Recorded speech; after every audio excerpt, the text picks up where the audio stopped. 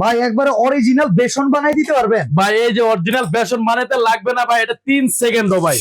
কি কোন ভাই? 3 সেকেন্ড অরিজিনাল বেসন এই যে করে তুমি এখন দেখেন আপনি ভাই, খালি এই যে দেখেন, এই যে লক করে দিলাম ভাই। হ্যাঁ। এটা শুধু বেসন না ভাই, এটার মধ্যে করুন আপনার পিঠা টাটকা। নাড়ায় করতে পারবেন ভাই।